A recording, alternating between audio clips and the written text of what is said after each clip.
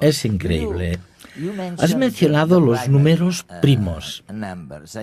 Tenía mis dudas, y no sabía si preguntarte sobre ellos, porque yo mismo nunca he entendido bien lo que eran.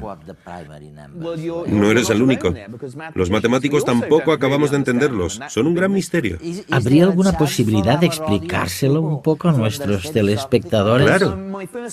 Mi primer libro, que se tradujo al español, se centraba en el misterio de los números primos. ¿Y qué es un número primo? Pues un número indivisible como el 7 o el 17. Estos números empiezan así: 2, 3, 5, 7. El 9 no, porque el 9 es multiplicado por 3. Así que pasamos al 11, 13. El 15 no, porque es 3 multiplicado por 5. Luego tenemos el 17, 19, etc. Estos números son los más importantes de las matemáticas porque todos los números se forman multiplicando los primos entre sí. Así pues, un número como 105 sería 3 multiplicado por 5 multiplicado por 7. Fíjate en esta serie. Es la de los números primos. Números que si los divides por cualquier otro que no sea ni uno ni el mismo, dan como resultado un número fraccionario, es decir, algo coma algo. Números que solo dan un entero si los divides por sí mismos y por la unidad. Los primos son a los números como los átomos a la materia.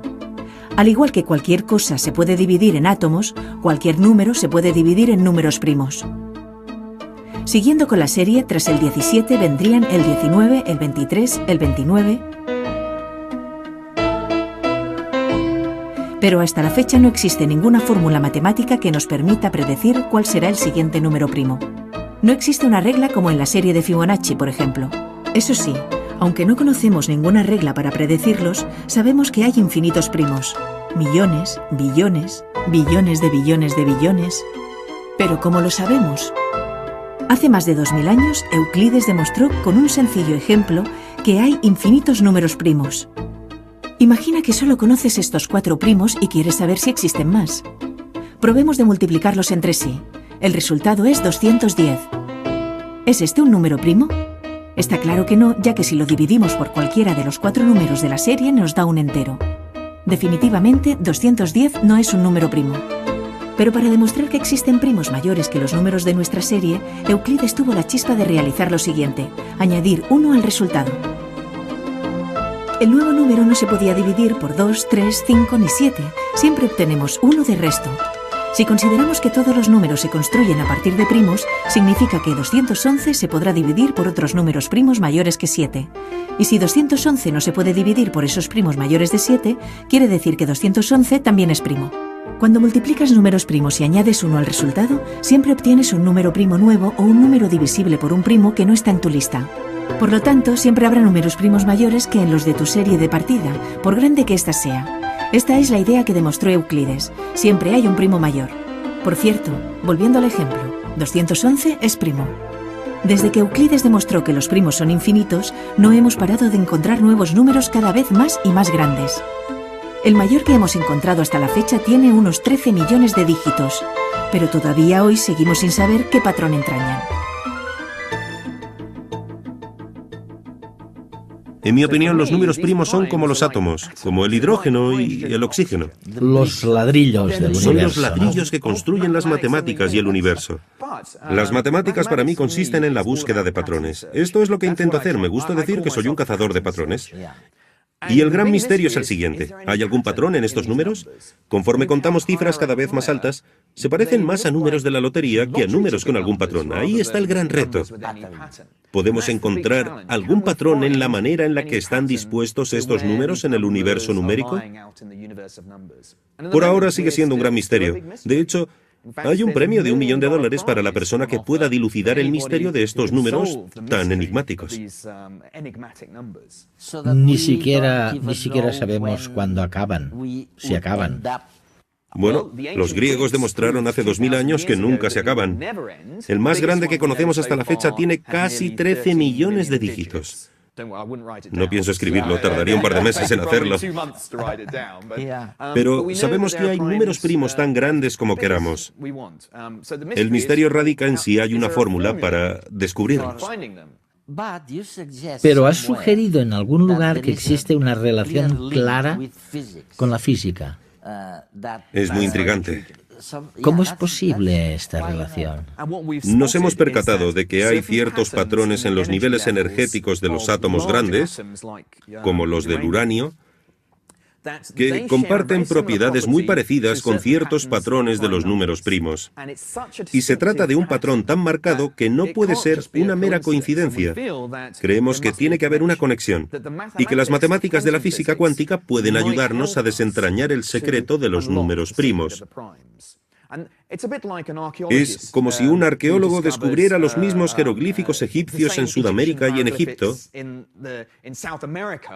y se dijera, no puede ser una coincidencia. Tiene que haber una conexión entre ambas culturas. Eso mismo pensamos ahora con los números primos, que tiene que haber una conexión entre los primos y este aspecto de la física cuántica. ¿Y si encontráis la conexión, qué significaría? Podría tener consecuencias devastadoras para Internet. ¿Por qué? Porque los números primos pueden sonar como un concepto matemático críptico y esotérico, pero constituyen la base de la criptografía de Internet. Cada vez que mandas por Internet información sobre tu tarjeta de crédito de un modo seguro, no quieres que nadie pueda acceder a los datos de tu tarjeta de crédito. Y utilizamos algunas propiedades especiales de los números primos para encriptar la información de la tarjeta de crédito y hacerla ilegible. Para deshacer ese cálculo hay que entender algo sobre los números primos que ahora mismo desconocemos. Pero sería posible que alguien que entendiera bien cómo funcionan los primos pudiera descifrar los códigos. Deshacer los códigos, sí. Sí. Así que los números primos son en realidad algo que interesa a los espías ahora mismo. Quizá he trazado un círculo perfecto y estudiar los primos me ayude a materializar mi sueño de ser un espía. Comprar pasajes, comida, ropa o cualquier producto, descargar películas, transferir dinero, jugar al póker, pujar en subastas, sin tener que movernos de nuestra butaca. Hoy con Internet todo esto es posible. Parece que cada vez nos importa menos dar nuestro número de tarjeta de crédito para realizar operaciones a través de Internet. Afortunadamente, para proteger nuestros datos, tras la mayoría de estos movimientos se esconde un complejo mecanismo de cifrado y descifrado en el que participan los números primos.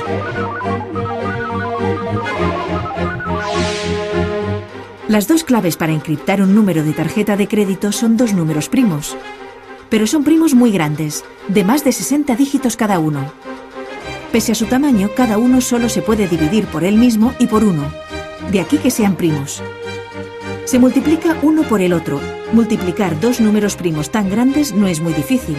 Solo falta saberse las tablas y armarse de paciencia. Y el resultado da una cifra de más de 120 dígitos. Esto es mucho, imagínate.